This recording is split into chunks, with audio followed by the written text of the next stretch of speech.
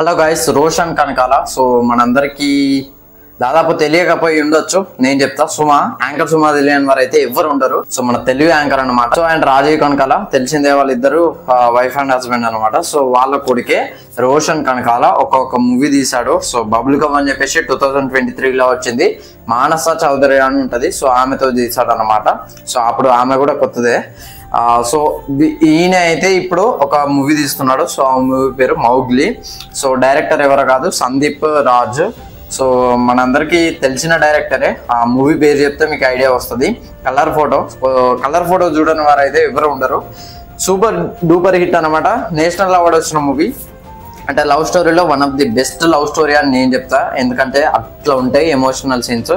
So Chandini Chowdary అనుకుంటా. So ఆమె పేరు, హీరోయిన్ చాందిని చౌదరి అనుకుంటా. సో సునీల్ గారు వచ్చేసి విలను. మీ అందరికీ తెలిసిందే, కలర్ ఫోటో డైరెక్టరు.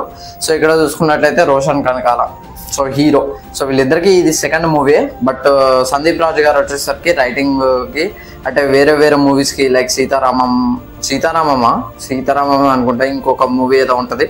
సో ఇవి రెండింటికి రైటింగ్ రాశారనమాట. సో ఇక మ్యూజిక్ విషయానికి వస్తే కాలా భైరవ్ గారు అయితే ఈ మూవీకి మ్యూజిక్ చేస్తున్నారు. ఎంఎం కీరవాణి గారి కొడుకు అనమాట. హీరోయిన్ వచ్చేసరికి సాక్షి సాగర్, ఇంకేదో పలకొస్తలేదు నాకైతే. సో తనైతే కొత్త మూవీ, ఈ మూవీ అయితే డెబ్యూ మూవీ అనమాట తనకైతే. అండ్ ప్రొడ్యూసర్ వచ్చేసరికి టీజీ విశ్వప్రసాద్ గారు. ఆల్రెడీ మనందరికీ తెలిసిందే, పీపుల్ మీడియా ఫ్యాక్టరీ అనమాట. సో ఈయన లైన్అప్ చూస్తున్నట్టయితే మిరాయి ఉన్నది ఈ సెప్టెంబర్ 12కి, రాజసాబ్ ఉన్నది సంక్రాంతికి, మేబీ డిసెంబర్లో అని చెప్పారు, బట్ సంక్రాంతికి పోస్ట్పోన్ అయ్యే ఛాన్స్ అయితే ఉంటుంది. అండ్ మౌగ్లీ ఈ సినిమా. సో ఇంకా చాలా మూవీస్ అయితే ఉన్నాయన్నమాట. అండ్ మొన్నటిదాకా కూడా మూవీస్తో నడుస్తూనే ఉన్నాయన్నమాట. సో లైన్అప్ చూస్తుంటే ఎక్కడికి వెళ్ళిపోయేటట్టు ఉన్నది ఈ పీపుల్ మీడియా ఫ్యాక్టరీ అనమాట.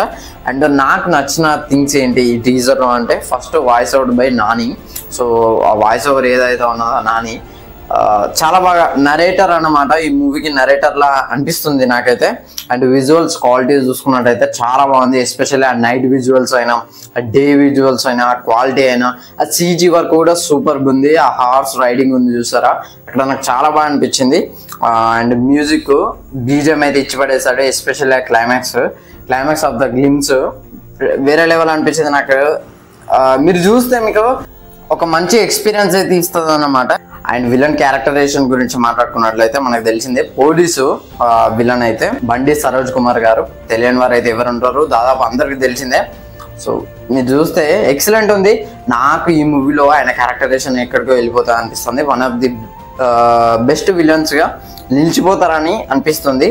సో ఆ టైంలో కలర్ ఫోటో టైంలో సునీల్ గారు ఈ విలన్ క్యారెక్టరైజేషన్ ఎట్లా ఉంటుందో అంతకు మించి ఉంటుందని చెప్పేసి మనకైతే ఒక చిన్న గ్లిమ్స్ అయితే ఇచ్చిపెట్టారనమాట ఆయనది. మీరు చూడండి, చాలా రూత్లెస్గా కనబడుతున్నాడు అనమాట. సో డైలాగ్, రే మౌగ్లీ షేర్ ఖాన్ వస్తున్నాడు రా, రెడీగా ఉండు అని చెప్పేసి చెప్తున్నాడు అనమాట. సో ఇక వరల్డ్ బిల్డింగ్ నాకు చాలా బాగా నచ్చింది. ఐ మీన్ స్టోరీ లైన్ వచ్చేసి 2024లో జరుగుతుంది అనమాట.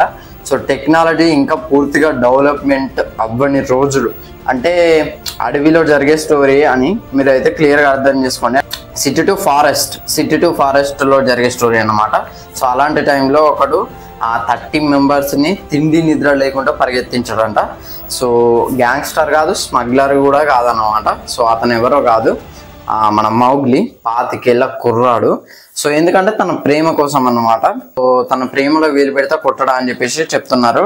సో ఇదైతే ఒక లవ్ స్టోరీ అన్నమాట. సో మౌగ్లీకి అండ్ ఒక అమ్మాయికి, సో వీళ్ళిద్దరి మధ్య జరిగే లవ్ స్టోరీ. సో అందులో బండి సరోజ్ కుమార్ గారి క్యారెక్టరేషన్, అదే షేర్ ఖాన్, తన క్యారెక్టర్ నేమ్ కావచ్చు మేబీ, ఆ షేర్ ఖాన్ అనే క్యారెక్టరేషన్ అందులో వేలు పెడితే మేబీ హీరోయిన్ కిజ్ చేసే ఫోటో అయితే ఒకటి ఉన్నది.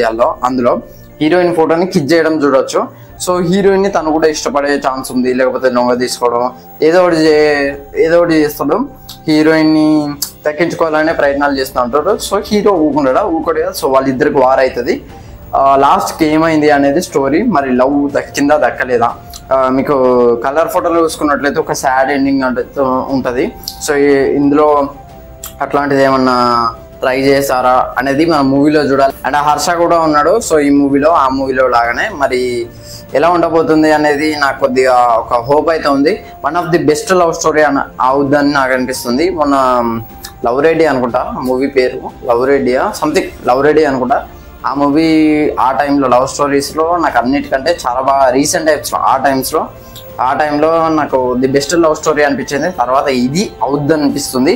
సో మూవీ చూడాలి ఎలా ఉండబోతుందో. సో ఇది ఫ్రెండ్స్ ఓవరాల్గా వీడియో అయితే. వీడియో నచ్చితే లైక్ చేయండి, షేర్ చేయండి, కామెంట్ చేయండి, ఛానల్ సబ్స్క్రైబ్ చేసుకోండి. Thanks for watching.